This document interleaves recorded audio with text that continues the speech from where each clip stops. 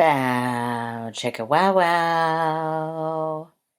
Good evening, friends. Welcome to another episode of Elevate Your Life. I am your hostess with the mostess, L as in the letter L, and key as in the key to your heart.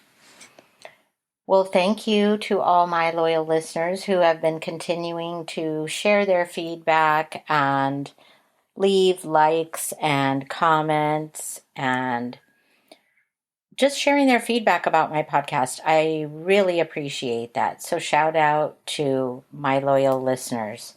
Too many to mention, but just to name a few, Kara Kitchell, thank you very much. Kara Kenfield, thank you very much. Roger Havens, thank you very much for your comments, your feedback. Miss Samina, I appreciate your feedback. Thank you very much. Angie Germer, thank you. Thank you so much. Ladies and gents, as you all know, that you can subscribe to my channel for as little as a cup of coffee and as much as a Happy Meal. So I would love to have you become a loyal subscriber. In doing so, I share a little bit of intel about the podcast before it comes out, or I shout out to you regarding your company, your business, your hobby, what have you. And yeah, so shout out to Persimmon Dental for keeping my teeth so healthy and clean and white. And to your friendly staff, I so appreciate Persimmon Dental, located on Martinelli Way in the Persimmon Plaza in Dublin, California. Okay, so let's get into it. Really common topic, something that has just been popping up on all the social media, the commercials. I mean, it's everywhere. And since it is Wisdom Wellness Wednesday, I want to ask your opinion. Ladies and gents, this is not just limited to the ladies. So, summertime is here. We're all trying to get, well, maybe I shouldn't say we're all. I know that the mindset is this is when we get in physical shape, if we're not already. This is when we're working on our fitness and also working on maybe our tan. So this is a topic that I've seen literally everywhere. It's being talked about on social media. It's on every other commercial. And so I want to talk to you guys about it. Bear with me. I'll be drinking throughout the episode. For those of you that know about my condition, my mouth has been, I always think of that Alicia Keys song. This girl is on fire. Well, in this case, it is. My mouth is on fire. Okay, anyway, I won't bore you with that. So, what I want to talk about today is the GLP-1 inhibitors that are out there, the Ozempics, the various different GLP-1 products that are out there. So my question to all of you is, one, how do you all feel about this new product? I know it's a game changer for the diabetics out there, the people that need it, that actually need this tool to help them, right? That are seriously overweight or obese and need the help of turning off what they call the food noise. By the way, that was never a thing growing up in my era. We didn't talk about food noise. It was just, oh, I'm emotionally eating, or I can't stop thinking about food, or I should probably stop watching TV because every other commercial is fast food, right? So all these subliminal messages that are being sent. Now it's on social media as well as to TV. And definitely guilty of all the diets known to men and women. Weight Watchers, Jenny Craig, Atkins, keto, paleo, cabbage. I mean, you name the frickin' diet, I definitely have done it. So while I'm supportive of the people that need this help, I'm just wondering, how do all of you feel about relying on these medications? Number one, because there's a lot of mixed reviews about them, especially now that it's been out there for a while about Ozempic face. It's definitely a thing. I've seen it. I've witnessed it. It's definitely a thing. But also, I just kind of would like to take a poll or a survey on how do all of you feel about these drugs that are out there that are changing the way that we take care of our bodies. And since it is Wisdom Wellness Wednesday, I'm just wondering, is it the easy way out? Do you feel it's the easy way out? Because the flip side of that is people are like, just eat right and exercise. And for some people, that's not so easy. Myself included, I will tell all of you, because I've been on the diet, healthy supplement, all of that roller coaster. Would we rather take a magic pill, Alice in Wonderland days, or, a shot to curb our hunger? Or do we feel you should just eat healthy and exercise?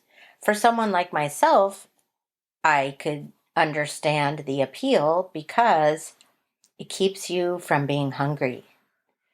Like you are literally not thinking about food at all. So you're not eating food, so it's turning off the food noise. But how do we feel about the fact that it's on every other commercial? It's on all the social media platforms. It's literally in our face, being shoved down our throats, no pun intended, every single day. Do we agree with it? Do we think it is helpful to the overweight, obese people that do struggle with it? And is it being abused? Absolutely it is. I have to tell you some fun facts that I read is that while it is great for the people that are diabetic and need to control it, or extremely overweight and obese, and they need that extra push of not emotionally eating, etc. The downfall about this, just like everything else that's out there, is that people are abusing it. They don't want to go off of it because once they go off of it, well, back to the old drawing board, what diet is next? And there are the health risks that are involved, like I mentioned, Ozempic phase and other things. Some of them lose the weight so fast that it's like, well, you should be implementing exercise while you're losing the weight because you may encounter that depending on your age and your current health. So, yes, I'm just interested to know how men, in addition to women, feel about it. Because I'll speak from the woman's perspective in that we have such a high standard that we have to uphold. We are expected to look a certain way, be a certain size, or we are not attractive, right? And now I do see that it's affecting the men because I do know of men that are going on it because they need it. They emotionally eat, or,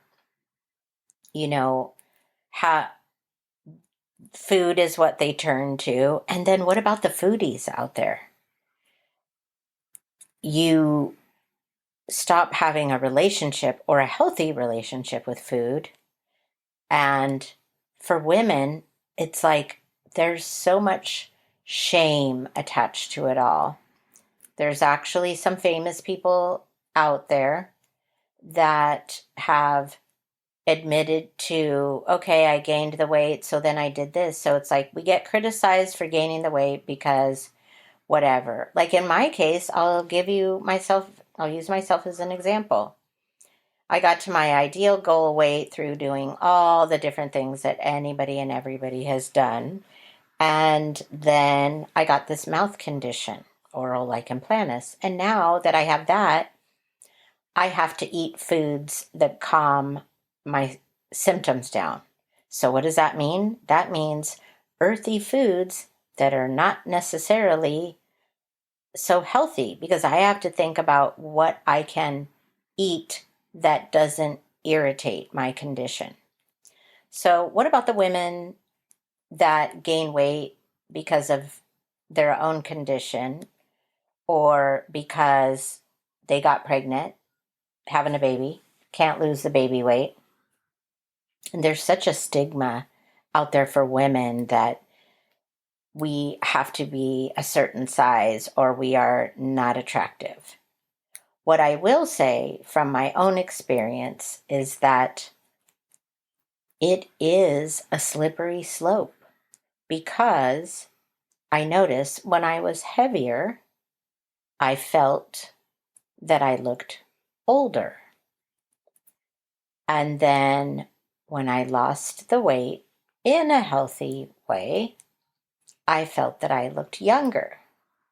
But some of these things out there are the in-betweens of you're going to end up with Ozempic face, you're going to have other health issues, you're going to have a different relationship with food, could be for the better, could be for the worse. And, it's just like for women, it's almost like we can't win. And men, please speak up. Do you feel that that stigma is the same for men? I know that women are like, oh, I want a man that's tall, dark, and handsome. I'm stereotyping right now. I'm just giving an example of what we used to say. So is the stigma the same? Do the men feel, well, I have to, have a hot bod and a six pack and work out or have muscles, otherwise women are not going to look at me, talk to me? I would really be interested to know what men and women have to say about this. So the problem that I'm reading about with all of these things is like, if we go back to the basics of it, all starts with creating healthy habits, right? Of eating healthy and exercising, whether that's walking every day, using weights, taking a class, going to the gym. I'll be honest, I'm all over those fast, easy remedies because a lot of us, especially women, we want the instant results. But also, I'm not a fan of working out at the gym. When I do go and I get into the rhythm of it, I'm like, I actually enjoy this. Why do I keep stopping? And I'm sure it's the whole, it takes 30 days to create a habit, break a habit. Well, because I haven't stuck with it diligently and religiously, I rely on my walking, intermittent fasting, eating healthy-ish. And I say ish because, again, referring to my mouth condition, I can't have spicy, I can't have sweet, I can't have coffee, I can't have alcohol. Not saying that those things are good. I'm just saying I used to be able to have a better balance, and now I'm finding so many things that aggravate my condition that I'm learning. I'm learning the things I can and can't have, and yeah. Anyway, what I'm trying to say is we definitely have to bear in mind that while there's all these great new products out there that are readily available to us, we still have to consider the basics that go along with that, which is putting healthy, clean things in our body and making time for some sort of exercise. Okay, I told you I don't really like to go to the gym, but I love bike riding, playing basketball, throwing the football, throwing the baseball, bicycling, roller skating, hiking, basically the outdoor activities, especially in the nice weather, right? I mean, for me, there's nothing like it because you are enjoying the outdoors, beautiful nature, and exercising at the same time. And if you're in good company, it's just the trifecta, right? You're in good company, you're exercising, and you're outdoors. Yeah, it's it's such a great thing that's really so important because we do have to consider our cardiovascular, our heart health, and how important it is for that a body in motion stays in motion, a body at rest stays at rest. So, what are your thoughts, ladies and gentlemen? Is this new GLP-1 drug, is it a good idea or a bad idea? Or does it depend on who's using it and not abusing it? Inquiring minds want to know.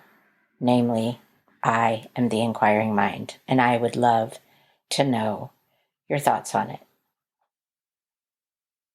Well, I want to make sure that I give a shout out and a thanks to all my loyal listeners. Lisa Roberts Corbello. We are overdue for a double date, girlfriend, or a girl's date, something. Come on.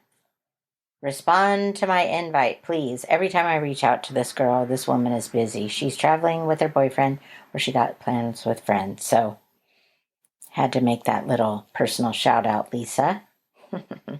Thank you. Thank you for being a loyal subscriber and listener. Jeff Para. Appreciate you, my friend. Is always there in my time of need when I need some sound advice about staying in sync and in tune with my body. Hence me always ending with namaste, because we talk about positive thoughts, positive vibes, positive feelings, meditation, grounding yourself. Jeff Parada, I appreciate you. Next up, we have Michael Kaufman. Michael Kaufman, thank you for being a loyal listener and a loyal, faithful podcaster. I appreciate your belief in me and your support. Thank you. And of course, back to Kara Kitchell, Kara Kenfield, lovemyartist.etsy.com. She's got an excellent page.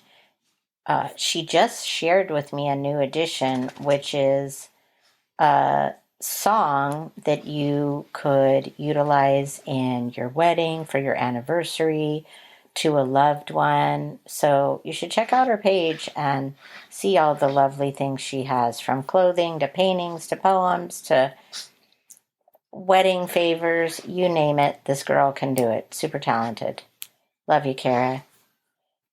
And Roger Havens, how's the dating life going, my friend?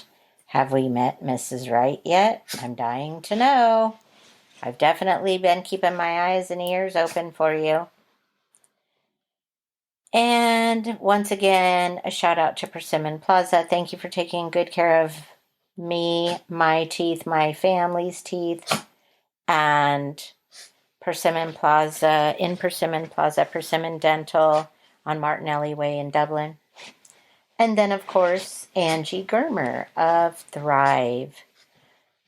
Thrive by Lavelle is, since we're talking about diet stuff, perfect segue into Angie. Their products are all natural and basically supplements to fill the nutritional gaps, something to provide you energy, help speed up your metabolism. It's basically the natural approach of the GLP-1 that I'm speaking of tonight. So you should check her out. Her link is in all of my podcasts.